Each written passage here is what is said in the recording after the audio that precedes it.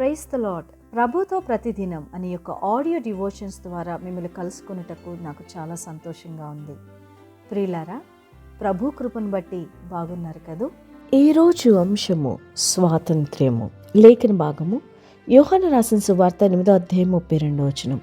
మీరు నా వాక్యమందు నిలిచిన వారైతే సత్యము గ్రహించెదరు, అప్పుడు సత్యం మిమ్మల్ని స్వతంత్రులుగా చేయను.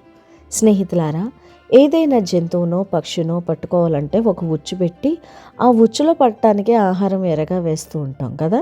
ఉచ్చు పెట్టారని తెలియక ఆహారం కోసం వచ్చి ఆ ఉచ్చులో చిక్కుకొని గిలగిల కొట్టుకుంటూ ఉంటుంది. సాతాను కూడా మనల్ని తన బానిసలుగా చేసుకోవడానికి ఈ లోకాశలు అనే ఉచ్చు పెట్టి శరీరాశ, నేత్రాశ, జీవపు డంబం అనే అందమైన లోకాన్ని మన ముందు ఎరగా ఉంచి ఆ ఉచ్చులో పడేలాగా చేస్తూ ఉంటాడు.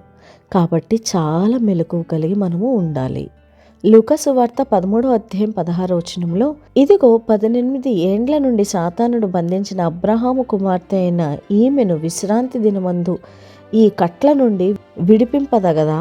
స్నేహితులారా, ఈ మానవాళిని పాపం అనే బానిసత్వం నుండి రక్షించి పరమ కానాను దేశమైన పరలోక రాజ్యానికి వారసులను చేయడానికి దేవుడు తన ప్రియకుమారుడైన యేసుక్రీస్తుని లోకంలోనికి పంపించి మన పాప పరిహారం కోసం సిలువలో బలిగా అర్పించారు.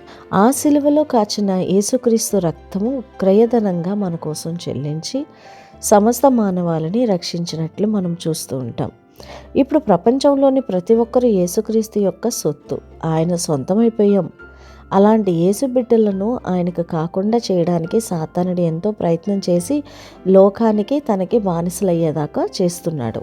కాబట్టి మనము చాలా జాగ్రత్త తీసుకొని దేవుని యందు మనము నిలిచుండి దేవుని వాక్యానుసారంగా మనం జీవిస్తూ అనుదినము ప్రార్థన చేస్తూ ఆయనలో అంటకట్టబడి మనము నడుస్తూ ఉండాలి. 2 కొరింథీయులకు రాసిన పత్రిక 3వ అధ్యాయం 17వ వచనంలో, ప్రభువే ఆత్మ, ప్రభు యొక్క ఆత్మ ఎక్కడ ఉండునో అక్కడ స్వాతంత్రం ఉండును అని లేఖనం సెలవిస్తుంది. కాబట్టి ఈ లోకాధికారి సాతాను పెట్టే లోకాశలను విడిచిపెట్టి ప్రభు ఇచ్చే స్వాతంత్రాన్ని మనం పొందుకుందాం. క్రీస్తులో నిలిచి ఉందాం, దేవుని వాక్యానుసారంగా జీవిద్దాం. ప్రార్థన. మహాపరిశుద్ధుడైన దేవా, ఈ లోకాశలని ఉచ్చుల్లో మేము ఉండకుండా అపవాది తంత్రాలను ఎదిరించి నిజమైన సత్యము ద్వారా వచ్చే స్వాతంత్రాన్ని మేము అనుభవించే కృపను అనుగ్రహించమని అడుగుతూ యేసుక్రీస్తు పరిశుద్ధ నామమున వేడుకొంచున్నాము తండ్రి. ఆమెన్.